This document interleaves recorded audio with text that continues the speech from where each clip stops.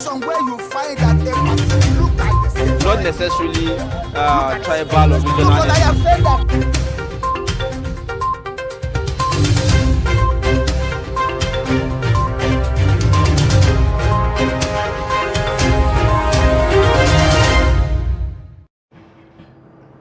Welcome back, and thanks for staying with us on Daybreak right here on Trust TV. Right now it's time for us to take a look at the front pages of the newspapers and, of course, dip inside to take a look at the headlines this morning. And we'll start with Daily Trust newspaper. The major story on the front page: Buhari urges candidates to accept election outcome. That is at final peace accord signing. And, of course, the Security Council to INEC go ahead with polls is another story on the front page of the Daily Trust. Dipping into the inside pages, on page 3, there's this in-depth story about naira scarcity hindering voters from traveling for elections. And of course, you'll see a pictorial here of people arranging traveling luggage at Area 3 Motor Park in Abuja recently. And going further into the paper on page 13, it talks about Nigeria decides 2023, INEC begins distribution of sensitive materials in states. And you have a breakdown of the states whereby the materials were actually distributed.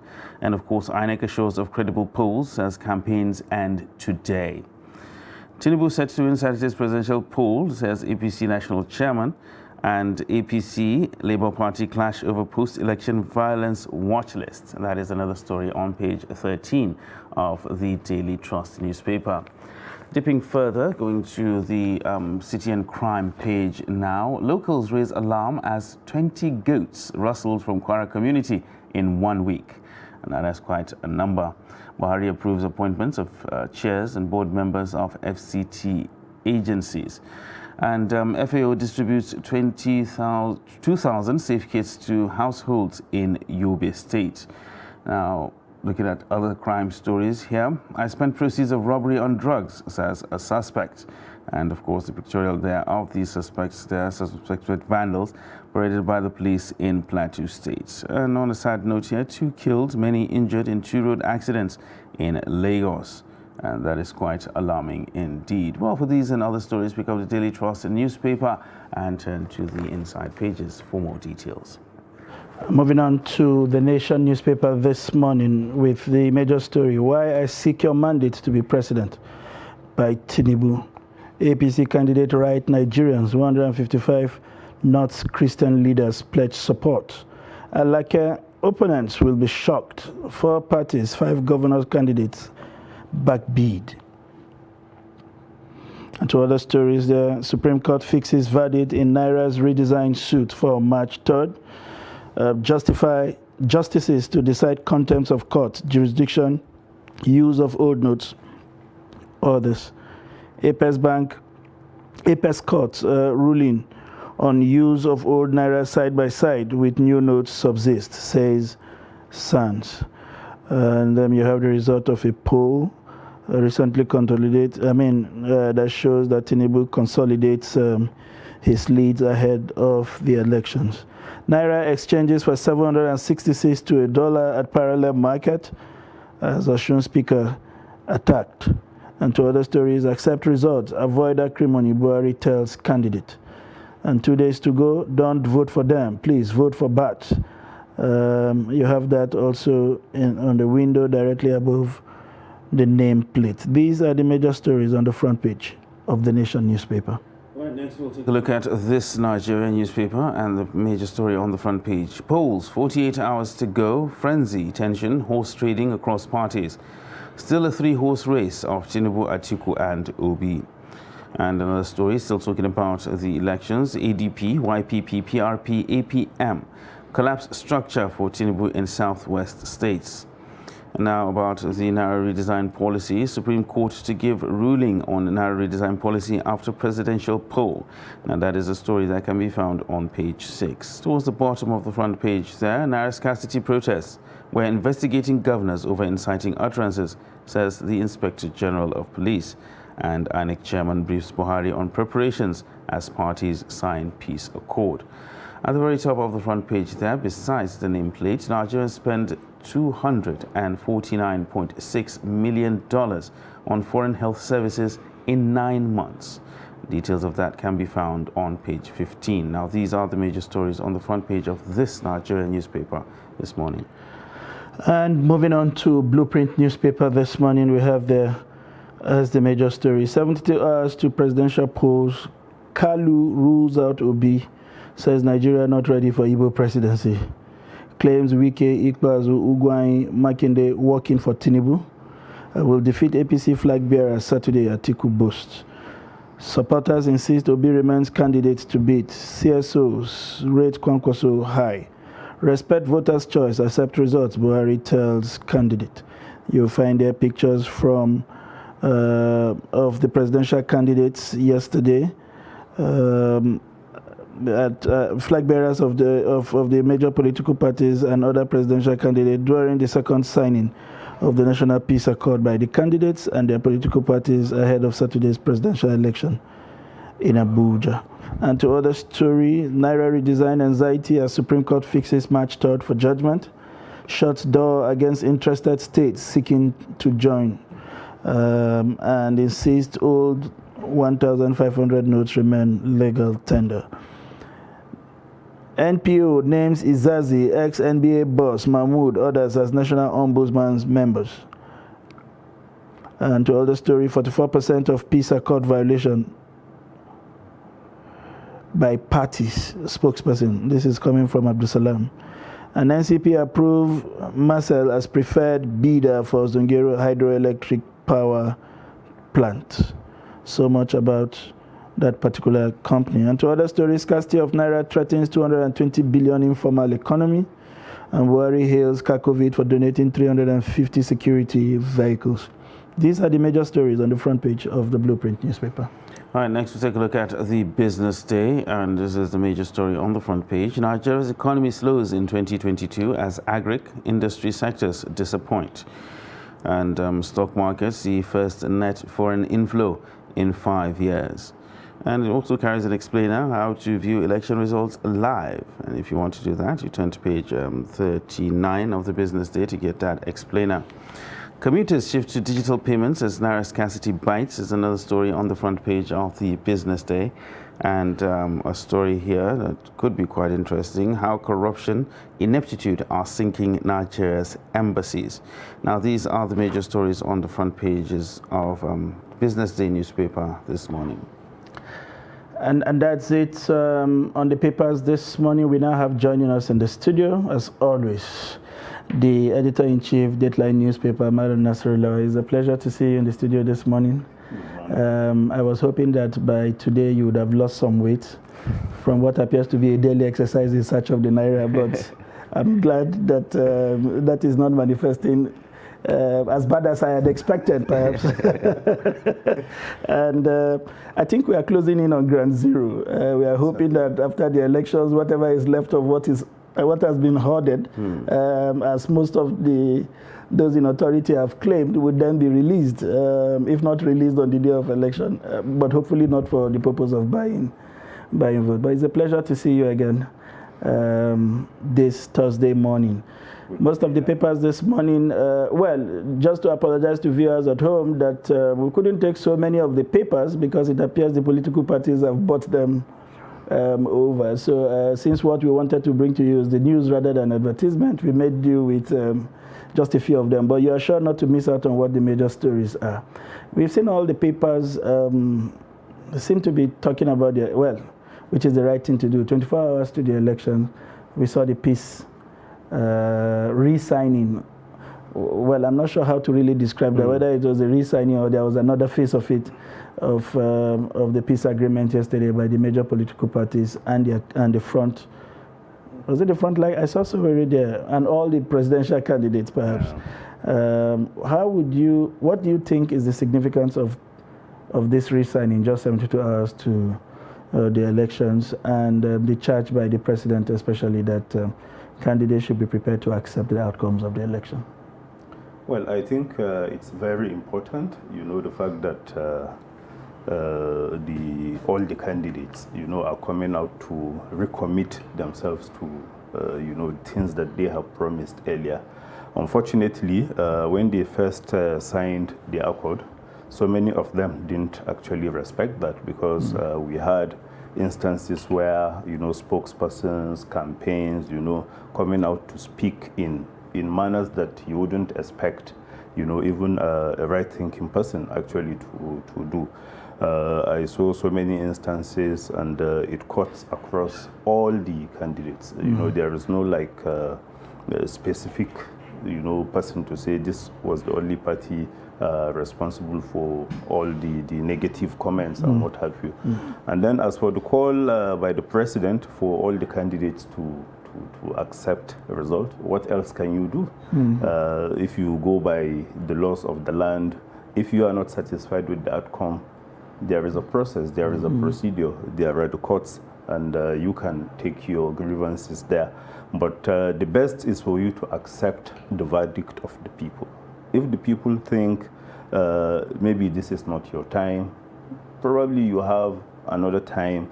If maybe you are young and healthy, by the time the next election will hold, you know, you can also try your luck again. But it will be very important for all the candidates to respect the verdict of the people, because these are the people that you will be like governing over. And if for any reason they think maybe it's one of your fellow contestants that deserves the mandate, then so be it. But I would also expect, you know, all the relevant stakeholders, that's from the security agencies, the electoral body, and all those that have one or two things to do with the election, to also play their own role, because this is something that cannot be done by just one person. So the electoral umpire should be neutral, like the chairman has promised Nigerians. And then the police also. I saw the police issuing orders, you know, to restrict movement and what have you. And I long for the day that, you know, we'll outgrow all this, you know, because why should election be like that? Simply because you have election, people cannot move about, you know. And in so many countries, they are now being able to cast their vote without any PVC. Because if your numbers, if the database you have is actually credible, you know those who are 18 years and above, you know those who are residing in Nigeria, you know those who are like citizens, then you don't even have to waste money printing voters card and what have you. So I expect everybody, from the voters, you know, to the umpire, to all the relevant stakeholders, to play their role, so that in the end people will be forced to actually accept the verdict of Nigerians. All right. Well, some might argue, or some are actually arguing, that this peace message that has been driven into the minds of people is actually targeted at the wrong set of people. It's not the politicians that carry sticks and machetes and go on the streets and start wreaking havoc. It is actually the supporters of these political parties, and that the message should be targeted at them. Do you share that view? Well, I think the politicians are to blame. Nobody will carry a stick on your behalf without you giving him the support. If for any reason, you know, you made it clear to him that, look, I am not going to accept, you know, things like this. Believe me, there is no, he can't go ahead to start wielding sticks and machetes like you said. But if somehow you give him the impression that you are actually happy with what he is doing, then it will continue. So in as much as I believe that we should also talk to the supporters, but it is more important to actually address the politicians, because the supporters are not acting, you know, on their own. They are like going by the wishes of those who are bankrolling them, so to say. Moving on to other issues that made it to the front pages, certainly would have been the drama yesterday at the Supreme Court, when they decided to hear the substantive suit. And we understand that some states were still asking to join as at yesterday. And there's also the suit by the federal government asking the Supreme Court to deny jurisdiction to hear the case, and all sorts of arguments. We saw the drama yesterday where the Supreme Court Judge Okoro was saying perhaps in the amendment of the Constitution, he was speaking to the politician. He said perhaps it is time to add the Supreme Commander of the Federal Republic of Nigeria. Apparently, an innuendo directed at Mr. President for ignoring the position of the Supreme Court to allow the status quo to remain. But were you disappointed with the outcomes yesterday? And does it feel like March 3rd, as it has said, it will reconvene to give it would really make any difference as of today, given what you see generally in the polity? Well, you can see from what the judges of the Supreme Court actually tried, or justices of the Supreme Court, tried to do. Some of them were actually saying that they shouldn't be made to be like scapegoats. This is something that the state and the federal governments are like, having some dispute over. So they want to be allowed, to use their own, what the law says, to interpret it in the best way possible, so that, the logjam that we currently have, will go away. But so many people, actually, including myself, I expected the apex court, to come out with a ruling, so that we will be over with all this. As it is now, there are so many people that cannot be able to travel because of the shortage of cash. And then there are also those who, wanted to do one or two things, waiting for the Supreme Court to decide.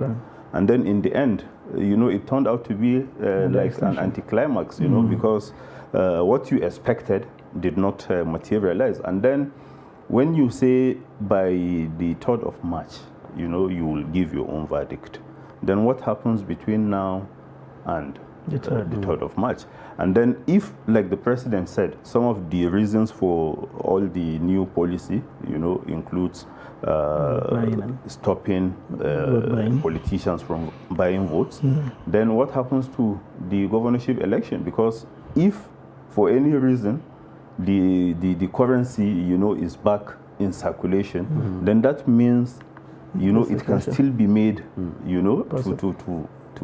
for negative reasons, in the governorship and the state assembly elections. So I expected the Supreme Court to have maybe cleared this, so that whoever is wrong should know, whoever is right should know, because this is not something that I think the winners should celebrate, or those who fail to make it at the Supreme Court will be like ruin their failure, because it has to do with the people, and all the parties, are claiming to be acting on behalf of the people.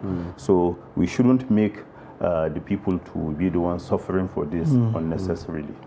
All right, so one story also that has made the rounds, and it's been making rounds since yesterday and until this morning, is the distribution of election materials. And lots of fanfare has been generated, all the furore about election materials being distributed in this state. It's been monitored by this person was there, that person was. Is all this necessary when it comes to elections? Well, sometimes, like they say, seeing is believing.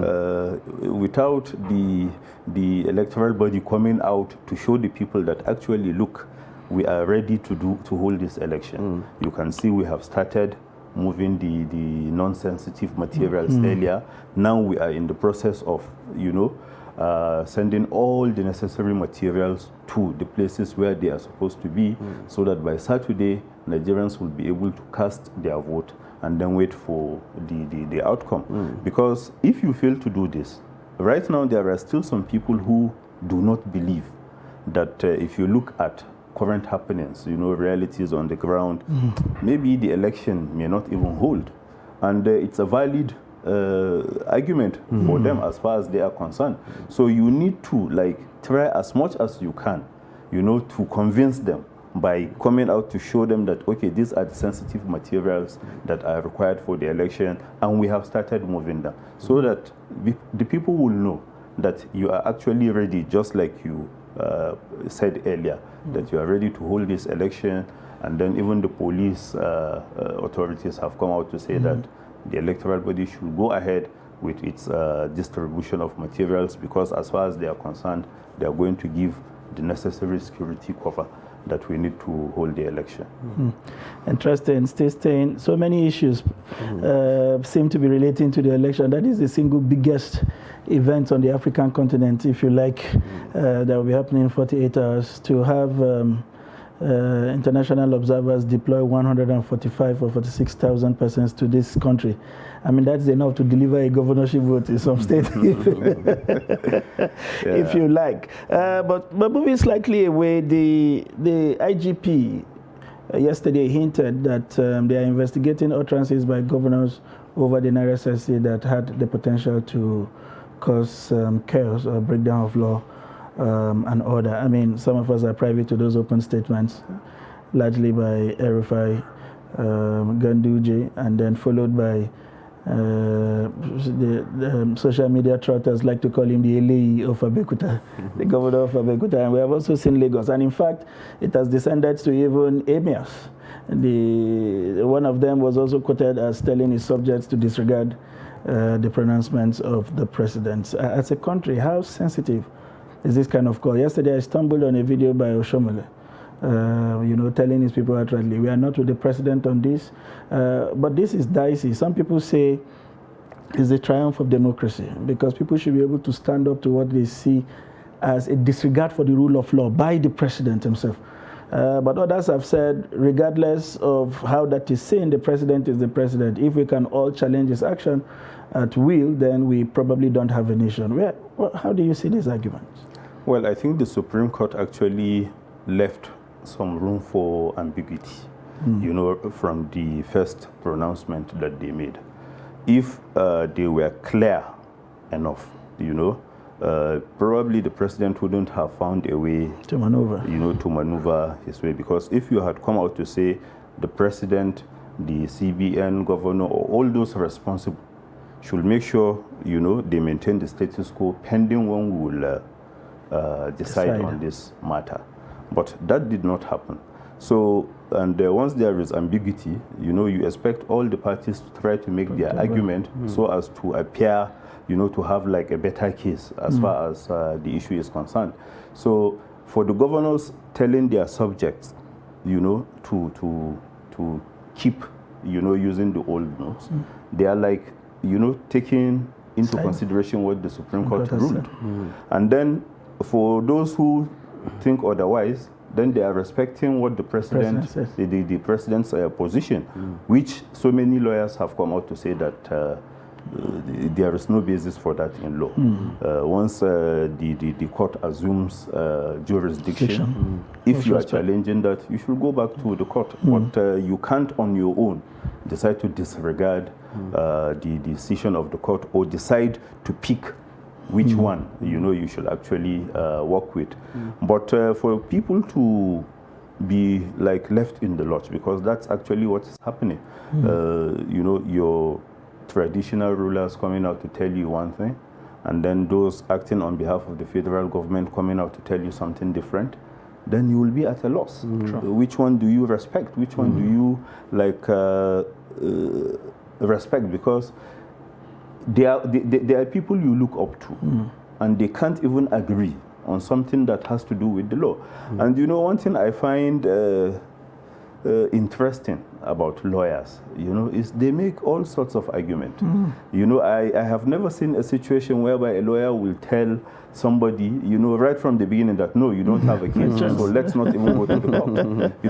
Probably because they are expecting some payment, for their services, and they will give you hope, even where you don't have any.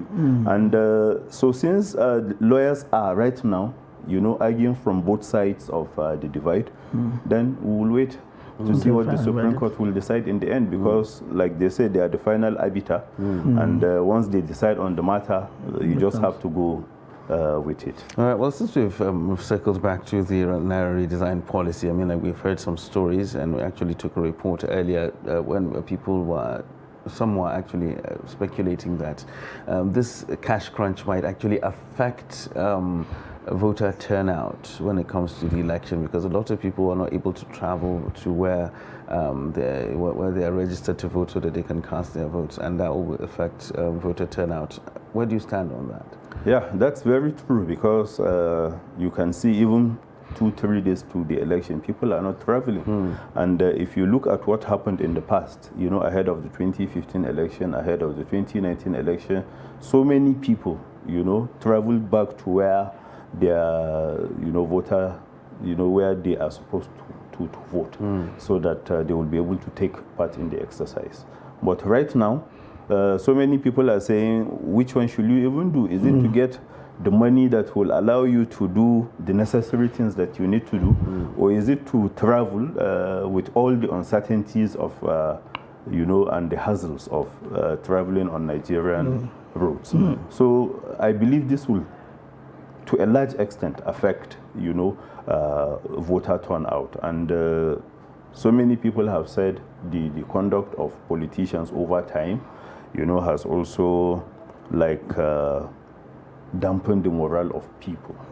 You know, so many people think, is it even important? Is it even necessary for me to go and participate in this election, when in the end, you know, politicians will just be politicians. They will do politics. They wouldn't think about you as a person, you know, the development that you crave and things like that. So honestly, because of the cash crunch, I think that will play a role in the number of people that may not be able to take part in the election. Interesting. We've seen some behaviors leading up to yesterday. Unfortunately, most of the papers don't seem to have it. We have seen loads of Nigerians stocking up and preparing for for doomsday sort of. Yeah, rather than preparing for election, like you said, it appears like we're preparing for war. So people are sort of stocking up on things that would last them a couple of days in the event that the outcomes is not what is predicted. I was wondering if this is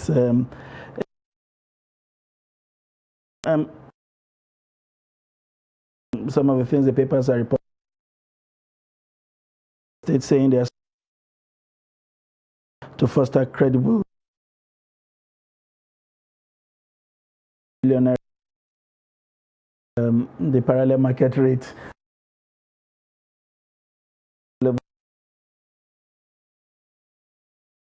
We saw blinking yesterday.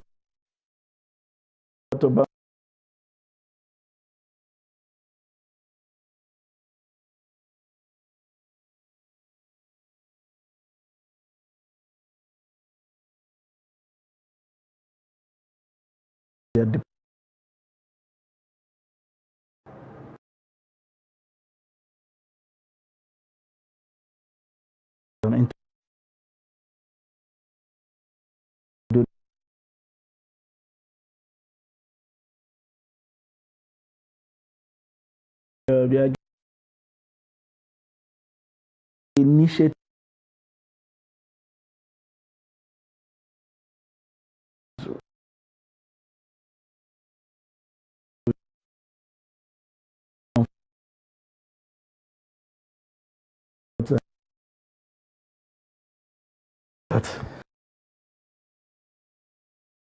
On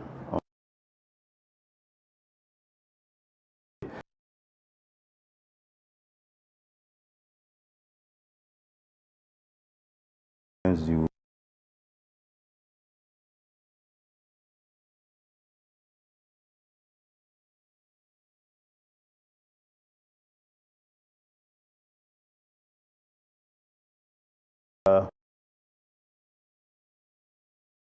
in Nigeria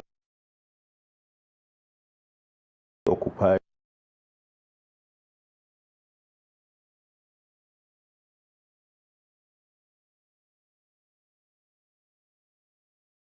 region, you know, so